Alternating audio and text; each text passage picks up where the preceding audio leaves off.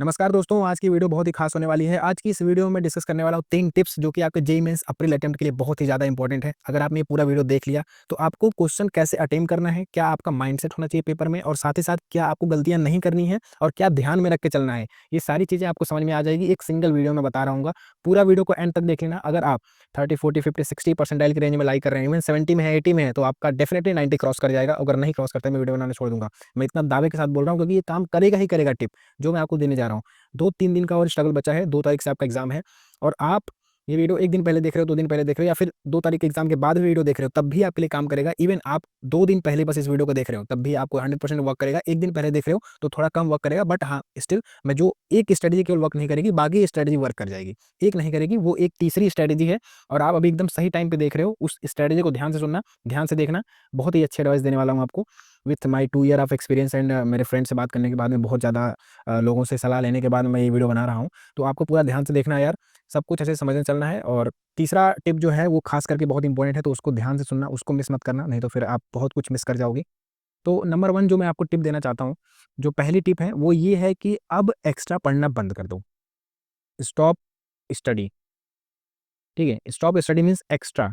ये जो मैं बात कर रहा हूँ ना वो एक्स्ट्रा है।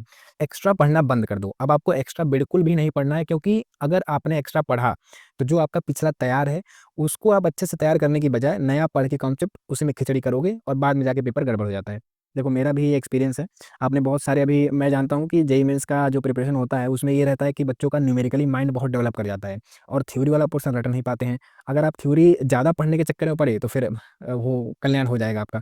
लेकिन जो छोटे-छोटे चैप्टर्स हैं, अगर आपके पास अभी 2 से 3 दिन का समय है, तो बहुत छोटे चैप्टर जिनमें श्योर रहता है कि ये 4 पेज का चैप्टर है, अगर मैं पढ़ लेता हूँ तो एक क्वेश्चन मेरा फिक्स है, यहाँ से बन जाएगा। उसको आप पढ़ सकते हैं, लेकिन फर्दर न्यूमेरिकल वाला पोर्शन एक्स्ट्रा में आपको नहीं पढ़ना है, क्योंकि आप प्रैक्टिस कर नहीं पाओगे और जब प्रैक्टिस नहीं कर पाओगे, तो फिर आपका हो ही नहीं सकता। जैसे मैं बात करूँ, अगर आपने मैकेनिक्स पढ़ रखी होगी, तो रोटेशन अगर आपने अच्छे से नहीं कर रखा है, तो कोई दिक्कत नहीं, उसको मार दो, अवॉइड मार दो, क्योंकि 1 से 2 क्वेश्चन आता है यार, उतना इफेक्ट भी नहीं पड़ेगा। अगर आप सोचो रोटेशन के चक्कर में पड़े, तो आपका फ्लूइड अगर अच्छे से तैयार है, उसको अगर रिवीजन नहीं मारते हो तो वो भूल जाएगा। वहाँ इंपॉर्टेंट इंपॉर्टेंट फॉर्मूला है जो डायरेक्ट क्वेश्चन आता है, जैसे ये वाला कैपिलरी राइज वाला जो राइज एंड फॉल वाला क्वेश्चन रहता है, ये सब चीज़ें ये डायरेक्ट फॉर्मूला बेसिस पे क्वेश्चन रहता है। अगर आप ये सब क्वेश्चन नहीं करोगे तो फिर बहुत प्रॉब्लम हो जाएगी बेटा।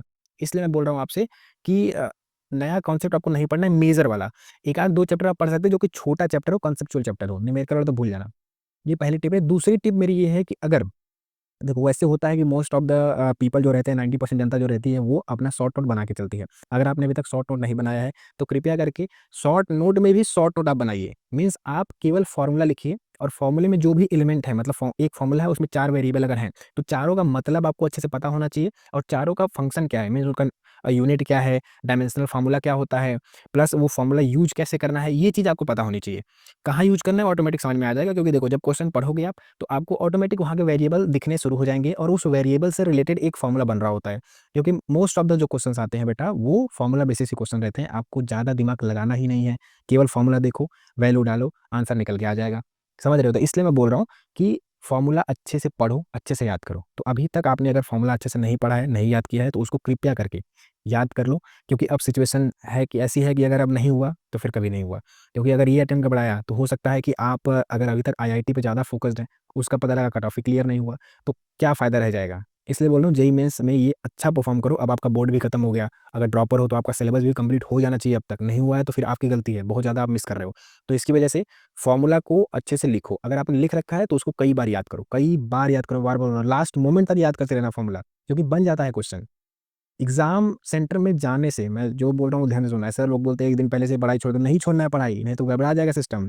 अब वो ऐसा सीन खत्म हो गया, 1 दिन पहले से पढ़ाई छोड़ दो, फिर जाके डायरेक्ट एग्ज़ाम में भी स्ट्रेस फ्री होके डायरेक्ट एग्ज़ाम में फ़ोकस, ऐसा कुछ नहीं करना है। एग्ज़ाम सेंटर तक पहुँचो तब भी फ़ॉर्मूला पढ़ते रहो, केवल घुसने से 1 घंटे पहले बंद कर देना। उसके पहले जितना फ़ॉर्मूला रट सकते हो रटो, याद करते रहो। ऐसा ही देखो, ये मैं प्रैक्टिकल चीज़ बता रहा हूँ, ऐसा ही करते हैं न most of the student. Formula रटते रहो, आपकी ज़बान पे होना चाहिए। मतलब अगर आप किसी ने एक क्वेश्चन बोला, तो फटाक से आपको दिमाग में याद आना चाहिए कि इसमें क्या फ़ॉर्मूला लगेगा, कैसे क्वेश्चन सॉल्व होगा। क्योंकि फ़ॉर्मूला ही मेन इंपॉर्टेंट थीम है। मैं इस पे बार-बार जोर दे रहा हूँ, क्योंकि अगर फ़ॉर्मूला आपने अच्छे से पढ़ा, तो केमिस्ट्री के लगभग आप 6 से 7 क्वेश्चन ऐसे ही बना लोगे फिज़िकल का। ऊपर से जो फिज़िक्स का 25 क्वेश्चन है, वो भी आप आराम से बना लोगे। 25 में से मैं कह रहा हूँ ना, अगर 20 भी बन गया आपका, 20 छोड़ो अगर 15 भी बन गया, तो यहाँ से 60 मार्क्स आ गए। यहाँ अगर आपने केमिस्ट्री में कुछ थ्योरेटिकल पोर्शन आपने पढ़ रखा होगा, तो वहाँ से कम आप मान के चलो 40-50 नंबर वहाँ पा जाते हो, मैथ और केमिस्ट्री मिला के ओवरऑल।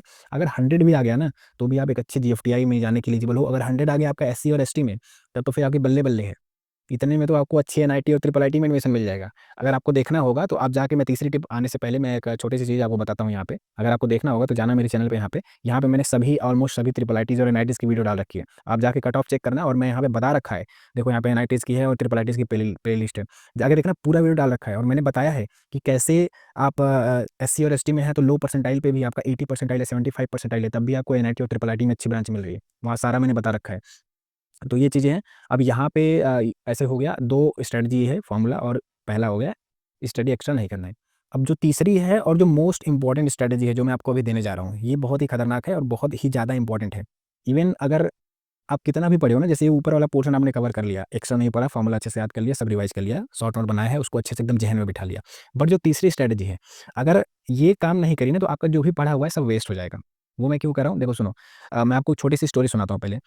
स्टोरी टिप से रिलेटेड ही है, तो कृपया करके ध्यान से सुनना। देखो, आप सपोज़ करो कि आप सुबह उठते हो 9 बजे डेली, ठीक है? अगर आपको अचानक बोला जाए कि कल आपको 5 बजे उठना है, तो फिर आपका जो पूरा ब्रेन फंक्शन रहता है, वो एकदम बिगड़ जाता है एकदम से। आप 5 बजे उठ जाओगे, नो डाउट, बट उतना इफेक्टिवली आपका ब्रेन काम नहीं कर पाएगा। आपसे अगर बोला जाए कि आप सुबह 5 बजे उठ के न्यूमेरिकल लगाना शुरू कर दो, पहले ही दिन सोचो, आज आज के पहले आप उठते थे सुबह 9 बजे, और आज आपको उठाया गया 5 बजे और बोला गया कि आप न्यूमेरिकल लगाओ आप। देखो, नो डाउट आप कुछ ना कुछ लगा लोगे, बट उतना इफेक्टिवली नहीं लगा पाओगे, उतना ज़्यादा आपका ब्रेन फंक्शन नहीं करेगा। जैसे ध्यान देना, रिलेट करना जो मैं चीज़ बता रहा हूँ। अगर किसी का सोने का आदत है शाम को 5 बजे, ठीक है? शाम को 5 से 8 अगर कोई सो रहा है, तो उस 3 घंटे में उसको हमेशा नींद आएगी। अगले दिन भी उसको उसी टाइम जैसे ही 5 बजेगा उसको नींद आना शुरू हो जाएगा। अगर आप डेली 12 बजे खाना खाते हैं दोपहर में, तो आप देखना 12 बजे के टाइम ही आपको भूख लगेगा तेज़ी से। उसके बाद 1 जैसे ही 1 बजा, या फिर 1 डेढ़ घंटा बीतते-बीतते आपका भूख खत्म हो जाएगा। ऑटोमेटिक सोचो कहाँ चला गया यार, अभी तो भूख लगा था बहुत ज़्यादा, अब भूख ही नहीं लग रहा है। तो 12 बजे ही ऐसा होता है। तो आपकी बॉडी भी ना ऐसा हैबिट में आ जाता है कि आप पहले क्या कर रहे थे, और अगले दिन आपको सेम टाइम पे वही चीज़ करने का मन करेगा। जैसे ध्यान देना, अगर आपका न्यूमेरिकल जो लगाते हैं, वो न्यूमेरिकल लगाने का समय है मान लो 12 से 2, ठीक है? 12 से 2 आप ज़्यादातर बैठते हैं, मॉक टेस्ट लगाते हैं, क्वेश्चन सॉल्व करते हैं, न्यूमेरिकल लगाते हैं। तो 12 से 2 ही आपका ब्रेन बहुत ज़्यादा एक्टिव रहता है। उस टाइम पे आपको जो भी न्यूमेरिकल दिया जाएगा, आप एकदम फटाफट सॉल्व करोगे। एकदम चुटकी बजाते ही आपका आंसर निकल के आएगा। तो देखो, मोरल ऑफ द स्टोरी ये है कि आपका जो पेपर होने वाला है वो 9 से 12 है, आई थिंक, और एक 3 से 6 है, ठीक है? ये 3 घंटे का स्लॉट इधर है और 3 घंटे का स्लॉट इधर है। अब आपके पास 2 दिन का समय हो या फिर इवन 1 दिन का समय हो, ध्यान देना। जैसे 1 दिन का समय कैसे बोल रहा हूँ, कल छुट्टी के बाद आपका पेपर है परसों, तो 1 दिन का समय आपको मिला। अब 1 दिन में आपको अपना टाइम टेबल सुधारना है। सुधारना ऐसे, जैसे आप ट्रैवल अगर नहीं कर रहे हो, मैं ये एक एक्सेप्शन मान के चल रहा हूँ कि आप ट्रैवल नहीं कर रहे हो, क्योंकि अगर आप सेंटर दूर चला गया और आप कहीं दूर हो, तो फिर ट्रैवल करने में इधर-उधर बहुत ज़्यादा डिस्टर्बेंस हो जाता है। वो चीज़ अवॉइड करके मैं आपको बता रहा हूँ कि 9 से 12 इसमें देखो ट्राई करना। मैं ये नहीं कर रहा हूँ कि अब लास्ट मोमेंट पे आप मॉक टेस्ट लगाओ और मॉक टेस्ट लगा के अपना कल्याण कर लो। मैं ये चीज़ नहीं कह रहा हूँ बेटा, क्योंकि मॉक टेस्ट लास्ट मोमेंट लगाओगे, नंबर अच्छा नहीं आएगा, ऑटोमेटिक डिमोटिवेट हो जाओगे। तो मैं वो चीज़ नहीं कह रहा हूँ, बट अब आपको न्यूमेरिकल सॉल्व करने हैं, भले ही छोटा-मोटा न्यूमेरिकल सॉल्व करना, कोई दिक्कत नहीं है, चल जाएगा। बहुत एकदम ईज़ी-ईज़ी, एकदम लल्लू-पल्लू वाला एकदम न्यूमेरिकल सॉल्व करना, तब भी चल जाएगा। उसमें कोई दिक्कत वाली बात नहीं है। लेकिन हाँ, मोस्ट इम्पोर्टेंट चीज़ क्या है कि आपको न्यूमेरिकल सॉल्व करना है 3 से 6 बजे के बीच में और 9 से लेके 12 बजे के बीच में। आप ट्राई करो बेटा, आप सिटिंग अपना बैठाओ, 1 देखो 2 दिन 3 दिन का बात है बस। अगर आपका एग्ज़ाम 9 तारीख को है या 8 तारीख को है, 7 तारीख को है, और आप अभी वीडियो देख रहे हैं, केवल 1 हफ्ते पहले अगर वीडियो देख रहे हैं, तब तो आप, मैं बता रहा हूँ, आपका 30 परसेंटाइल है ना, बस इतना अगर आपने कर लिया जो मैंने अभी आपको बताया, आप ईज़िली 90 परसेंटाइल आ जाएगा आपका। 90 लिख के कहो तो कहीं दे दूँ, आ जाएगा आराम से। क्योंकि ऐसे ही होता है, टॉपर यही सीक्रेट फ़ॉलो करते हैं। तो 9 से 12 और 3 से 6 ये वाले स्लॉट में आप पढ़ाई करना शुरू करो, क्योंकि देखो जैसे ही आपका एग्ज़ाम आएगा, अब 3 से 6 वाले मान लो शाम के शिफ्ट में आपका एग्ज़ाम आ गया, तो 3 से 6 जैसे ही 3 बजेगा ना, वैसे ही आपका ब्रेन एक्टिव होना शुरू कर देगा।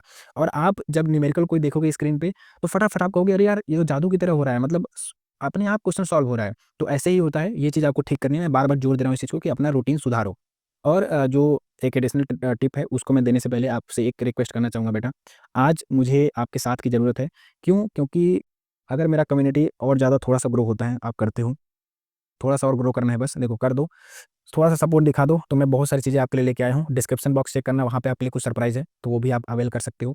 मुझे आज आपके साथ की ज़रूरत है, मुझे थोड़े से और सब्सक्राइबर चाहिए, और क्योंकि देखो मुझे एक चीज़ लॉन्च करना है, उसके लिए मुझे लगभग 30-40 हज़ार रुपए की ज़रूरत है। मैं आपसे पैसा नहीं ले रहा हूँ, तो ऐसा कुछ मुझे करना है, ताकि मीन्स कम्युनिटी थोड़ी-सी ग्रो करनी है।